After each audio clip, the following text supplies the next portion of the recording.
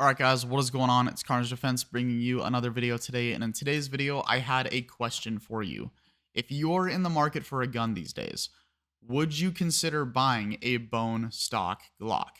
I'm talking Glock 19, Glock 17, Glock 26, Glock 43. There are so many different styles of Glocks. Would you buy a bone stock Glock the way that it sits and never alter it again? Let me know down below in the comments. Would you buy a bone stock Glock and would you never modify it ever? All right, now with that said, this is a question that I have been asking myself a lot. I want to own a Glock, but with the kind of person that I am, I don't think I'm going to be able to keep myself from modifying a Glock. This Glock perfection has had 5 generations and people are still modifying them into whatever they want. And while Glocks are expensive and they are reliable, people are modifying them to the point to where they're no longer reliable and they're just absolutely stupidly overpriced. So the question is that would you rather buy a bone stock Glock or would you rather buy one that's already been altered with a warranty? This is a question that I'm facing because I would love to own a regular Glock. I don't own a regular Glock at the moment. I have a PSA dagger, which is this one here that I used in my thumbnail. This one here isn't even stock. I can't bring myself to pull the trigger on a Glock because I know for a fact I am going to alter it. A lot of people, the most common things they do is they stipple the grip, they Cerakote it, they swap out the barrel, they swap out the recoil spring, they add a compensator to it, they add window cuts, they add slide cuts, they add ports, they mill it for a red dot. They get rid of the iron sights on it. They basically completely get rid of everything that makes a Glock and they modify it. These days, is it worth buying a Glock? I have some pros and cons and I want to talk to you guys about this because I can't bring myself to pull the trigger on one. All right, let's talk about the pros of Glocks. I'm talking bone stock, you buy one, you never alter it again. Bone stock Glocks, what pros do they have for them? They're reliable, they're durable, they're accurate, they're versatile. They're easy to use and they have tremendous aftermarket support, which also can be a con. Let's talk about the cons. They're popular to modify.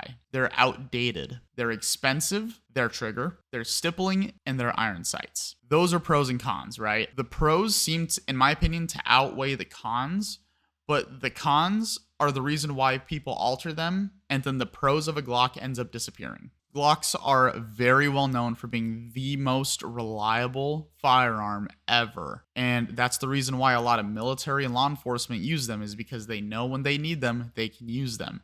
But even a lot of police officers and people in the military still alter their Glocks, and they're no longer bone stock, and they're adding a point of failure to the gun at the moment that they modify it. So you end up buying a $700 Glock, right? And then you end up buying a $200 trigger. And then a compensator. You send it out to get it ported, which would be $300 plus. You end up getting the grip stippled, which is anywhere from $100 to $200. You start doing all of these modifications, you end up having a $1,500 to $2,000 gun that is no longer a Glock. You've changed out almost every part that makes it a bone stock Glock, which in my opinion is, at that point, it's no longer reliable. And because everybody is doing it these days, they're just altering it to the point to where it is just insane.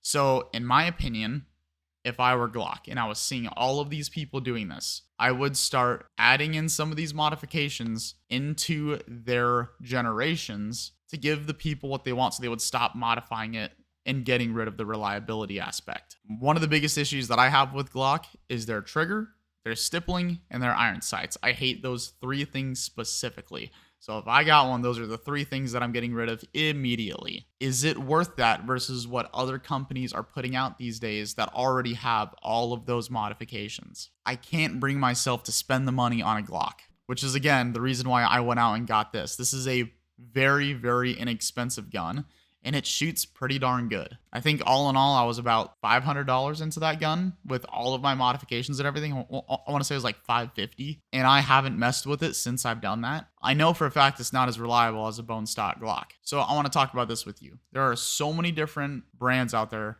offering aftermarket Glock clones. For all the features that you get with them, are they better than a Glock in terms of everything that you want, but sacrificing reliability and durability? Or are they equally as durable as a bone stock Glock? I have no idea. Let's talk about this. Shadow systems, Lone Wolf, the PSA Dagger, Zev, the new RXM. Bull Armory makes that Tomahawk or the Cleaver, either one. And then you also have Polymer 80. Would you rather go spend the money on one of those brands than buying a bone stock Glock? This is where I'm torn because, like, I know for a fact if I went out and bought a Shadow Systems, I'd probably still alter that a little bit. But I have a feeling that for the price, the Shadow Systems is just a better buy. I also went out and I just took a look at the new RXM by Ruger and Magpul, and I actually like that gun quite a bit. I was not a fan of the trigger, but everything else looks super cool. They basically took a Glock and they made it have a fire control unit, which you can take out the trigger, put it in a different frame. They did all of that, and they made a Glock modular, which is what Glock should have done a while ago. Now, the Glock platform is very modular, but it's not like the P365 or the P320, where you can take out the fire control unit and put it in a different frame and have several different guns with one serialized part. Again, I am so torn. I don't know if I want to spend the money on a Glock or not because I know that I'm not going to be able to not touch it.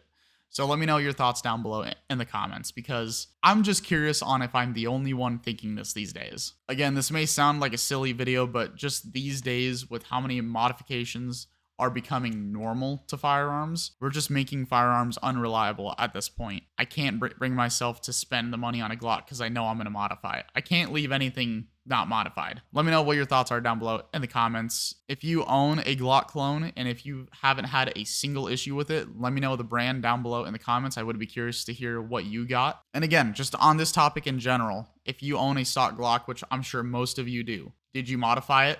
Did you leave it alone? Did you leave it completely bone stock? I want to know. Thank you guys for watching, and I'd be really curious to see what you all say in the comment section down below.